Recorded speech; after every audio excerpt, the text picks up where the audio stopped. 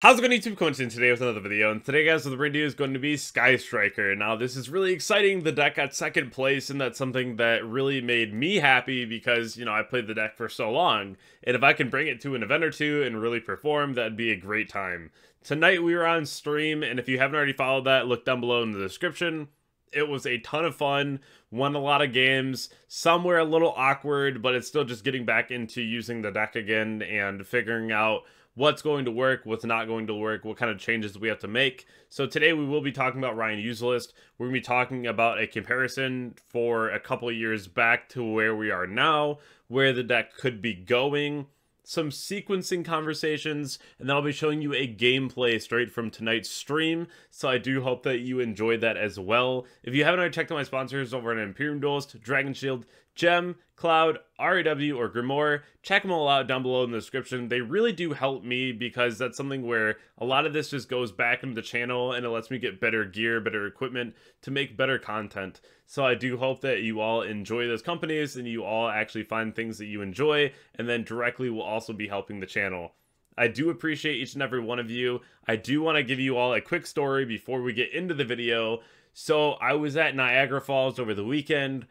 I had someone come up to me and they said that they enjoyed the channel, they thanked me for my content, and, you know, for me, I love hearing that. If you're at an event and you see me, come say hello. I am the guy with the tattoos. I am the guy in the Timberlands. You will know who it is. A lot of people notice me by my voice, but definitely feel free to come say hello. So I was handing out boxes of product. I was handing out like the starter decks. I had like a box of Vasm, a box of Grand Creators. I had so many different kinds of boxes, a box of Rota.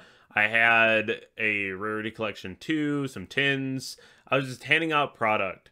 And so to this individual, I handed the legendary decks to. And the next day, they came back to me and they were like, hey, can you sign this? And I was like, absolutely. And somebody else said, you know, don't you want to open it up and get the cards out from the inside? And they said that whatever was inside was not worth more than having the signature and the memory on the box. I almost lost it. I almost lost it. Just know that y'all are the reason I keep going in Yu-Gi-Oh! This is why I do the content, is because I just like the fact that I can make an impact. And I appreciate all of you. It's such a special moment when I get to meet any of you. It's a wonderful time. So thank you for that. I do appreciate that. Without further ado, let's talk about some Striker, right? It's been a little while. It's been a little while. But Ryan Yu's list here. Let's talk about it. So I posted a list not too long ago with a lot of trap cards on the side, and that's because Pojang actually did a very good job about really incorporating these cards into the deck. So this is where we got our first glimpse at like a trap Striker deck. And this was YCS Hartford. This was a very intense YCS. Sword Soul was everywhere. And I believe that Justin Singh got like 4th on Drytron. The meta was really wacky. Punk Therian was a thing. Calamity Lock was around. So definitely a lot of different things going on. And I think that this trap idea of playing Striker is really important. And you kind of see that here with Ryan Yu's list of why we play so many trap cards. And even in my side deck, I was playing Trap Trick, Deep Barrier, and DD Ground. And I think that the idea of this is just so deep-rooted in Striker now, where you kind of have to have a plan. Some decks you just can't let start, so you have to make sure you have a game plan for when you gotta start. Now, when do you know that you have to start? And that's a really tough question sometimes, because you won't always know. And Striker is a lot of mind games, so you have to, like, put all your side deck into your main deck, shuffle it up, and then pull out 15 cards so they don't know how many you sided, right? So they don't know if you're blinding first or going second, you know? And I think that's really crazy too, because it gains you a lot of advantage. Does that always work? No, but it is another way that you can go about it. I do think that you have to go first in situations like Mermail, Tenpai, these decks that can outright just kill you. I think that the heavier combo decks are surprisingly the ones that you want to go second against. Unless they're doing something degenerate like a Secret Village, you typically want to go second because those bigger boards, all the monsters in the grave, all the monsters left on the board, those are stealable, right? So you can Anchor, you can Talent, you can Shark Cannon, you can Charmer. That's how you kill people. If they just pass, you have linkage now. Doesn't come up as often as you want it to, though, as far as like the OTK. And if they have any interruption at all, it's gonna be a rough go. So, as a striker player, you have to realize what you need to win, and a lot of times it's going to be your opponent playing the game. So that's something where you really want to assess that, and if you're going to go second into the heavier combo decks, that's usually going to be a very good thing for you. Now, the side here is definitely catered for Tenpai. We have Ash, D-Barrier, we have the Impulses, the Threatening Roars. Definitely A-okay with that. The 3 Thrust in the main deck is fantastic with these two. So the switch up to go first is really nice. Even if you go second and like crack a board, and then you establish like a D-Barrier or a different dimension ground, usually you're fine and you'll be able to win the grind game from there. I think that this list is very smart. My list plays a lot of hand traps because I like more preventative gameplay more than just like make your board. But I think either or is fine. It just depends on like how your tournament goes, what you're meta calling. Because if you're just straight up metagaming a tournament, I think that you do really well as striker because you have so many opportunities to play all the utility cards in the deck. Because this deck is just a toolbox deck. You could also side like one copy of Jamming Waves, right? It's a non-targeting monster removal and then a back row removal as well. That is a set card. So very strong. Cosmic in the main deck as well, I think is A-okay because you're able to get rid of sequence. So you're able to just like not worry about the negates on Desiree. So if they use it, you can chain this. And then if it goes through, they have cards like Talent and Thrust that you can use directly after because you're always going to be able to bait interruption with this deck. My favorite interruption of all time playing striker, you've heard me say it 1,000 times, is activate multi-roll set talent. Multi-roll target the set talent. If they let it go through, they lose the game because it can't respond. If they negate the multi-roll, you flip the talent and then you kill them anyway, right? So there's a lot of really important sequencing things that you have to know. And that's another thing with Striker where you don't really know until you're really playing the deck, right? So another thing kind of going past this, we already talked about like the fact that this is kind of where we started seeing trap cards being really efficient in the deck.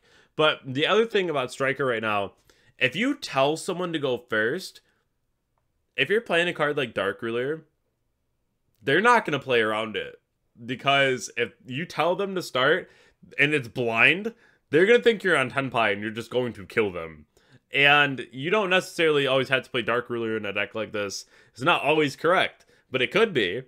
And if you go second and they put up the board to beat like Tenpai, and then you lead Dark Ruler, that's like some of the mind games that something like that can do. Because like right now, most people are still going to assume you're on Tenpai. So having the utility of striker cards can be very haphazard for other people because they're not expecting the matchup to just switch up completely from I kill you deck to the other I kill you deck, right? So it's definitely interesting, but we'll have to wait and see how this adapts into the format and if Striker keeps being that strong. Now, sequencing is really important. It's something that you really have to think about. Now, this was from a game tonight. If your opponent has like a Magnamut, the Heretic Seal, and then Branded Regain, and I know the set card here is the Max Metal Morph that's going to put up the negate, this is something that I have to think about because if I lead Duster, my opponent might just Heretic Seal and then bounce the Regain back to their hand so they don't lose it, and then special summon something from deck like a Drago, right? Which could be problematic. So I have to kind of go about this the correct way. I have Upstart, I have Desires, and I have Engage. So there's a lot of ways that I can play right now. If I lead Duster and they summon something like Drago, I can still kill it. But if I'm not confident that they just die this turn because there's bitch trolls in the hand and I'm not going to be able to get through everything immediately, handing them back a Regain doesn't really feel great.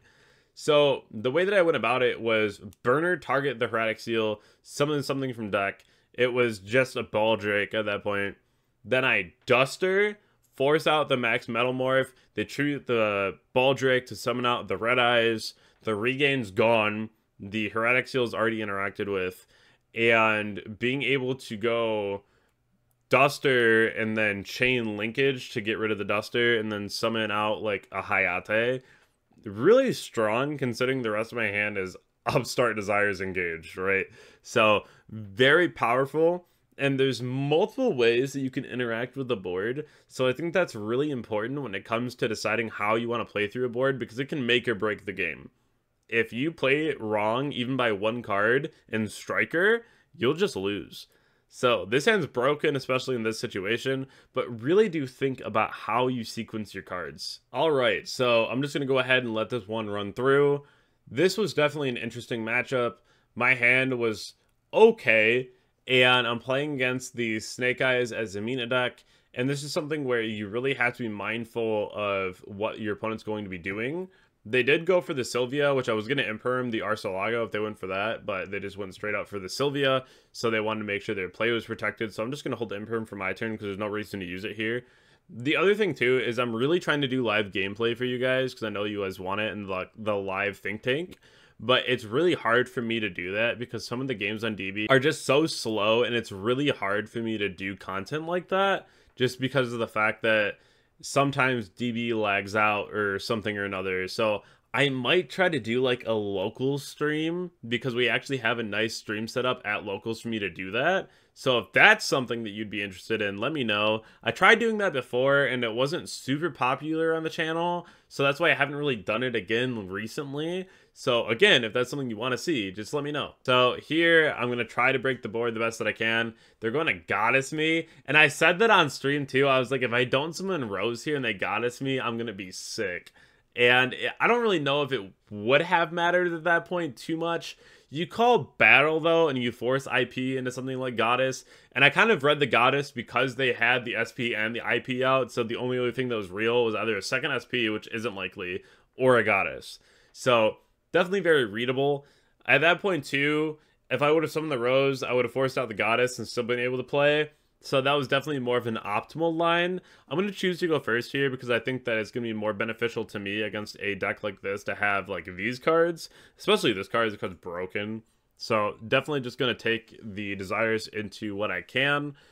Drawing into linkage here was actually really good. Getting rid of Thrust was an interesting call because for the crackback it'd be nice to have, but I wanted the Impulse. And the impulses come up very well here. So we'll definitely go ahead and see how this one plays out. The Fenrir hitting the board is unfortunate, going for Deception. My opponent gets the Unicorn here. They're going to go IP and then use Deception to tribute the IP. And they did this so they can get to the Unicorn and have Birth set up because they're playing against Striker and they know that Birth is pretty crazy. So I don't hate this, but I definitely think it was a weird line. Summoning out the Fenrir here, going for damage, ripping my other Shizuku out of my deck, also an interesting choice, but still hurt me a good bit, but it wasn't like that bad. So go ahead and use Burner, Chain Linkage, go in Hayate. Since the linkage is going to send the burner will resolve as a third spell engrave. It's the same thing we did with Droplet. If you only have 2 spells engraved, then you Droplet send another spell into the grave, it will make the spell that you activated resolve as there is 3 spells in the graveyard at resolution. So, the Birth will die here, which is really nice. That's just another thing you have to know. So going into Kagari here, getting back engaged. It's so good. I engaged into engage like 3 times tonight. It was actually wild. And that's just what happens when you have 3 engaged, right? So, that's the best time. Going into the Zeke here, getting to the Shark Cannon. I really wanted to Shark Cannon out the Fenrir to my board, but I didn't have a Droplet in this scenario, and even if I did, I wanted to use DD Ground immediately, so that was something where I kind of had to make the choice, and if you don't DD Ground immediately, your opponent can, like, D a Bellstar, send a monster to grave, and I don't really want that to be a thing, so that was definitely just more of a open option for me to go ahead and flip it immediately, not worry about a whole lot, and just win the game on the spot. So now my hand is really solid. Again, I have double impulse, which is like fine because it's pretty solid on both turns anyways, usually, but their hand wasn't like super optimal, and I can't even say that it wasn't like super optimal because if this resolves, they just go absolutely full combo. So like they have a lot of stops, they have skill drain, they have Ash, they have Birth, they have Unicorn, which is still another extra deck rip, but my hand's kind of crazy. So, go into Upstart, get Burner out the Unicorn, Lightning Storm in the back row, Chain Linkage, summon Kagari target linkage, add back linkage, attack, and then my opponent is just kind of ill at this point. Go into Shizuku, get Ashed. I was like, well, that sucks. But they top deck a thrust, so it never really mattered, right? Also, I just want to shout out that my Metafy is back. I'm going to be trying to update this regularly, like every single week, with my actual times that'll be available to coach instead of just trying to find a time. But at the same time, if you do have to just like make a session and then find a different time outside of what I'm scheduled, I'll definitely work with you on that too. There is different sessions like deck building, 101 playtesting, technical play, or like a package 5 sessions of just how to play Yu-Gi-Oh! But let's say you get a deck building session. You don't have to focus just on deck building. Like we can touch on deck building and then talk about technical play. So if you do want to go for a specific one, definitely sign up for it, but know that you're not locked into that topic. So we can definitely just talk about everything that you need to know going forward and then have some really good communication on deck list and what you could be expecting moving forward into future events. And then as always with all of my Metafy students, if you do want to message me later on with a deck list after a session when we're not actively doing one, feel free. I'll always give feedback in DMs on Discord. So that's something where I want to make sure that the learning doesn't stop in the classroom, and that if you have any questions, you're definitely getting those answered so you have more productive testing and you're always going to stay in the loop. I hope that you all had a wonderful time with this video. Striker is back and it's great to see. But I hope that you're all having a great night and I'll see you all in the next one. Thank you.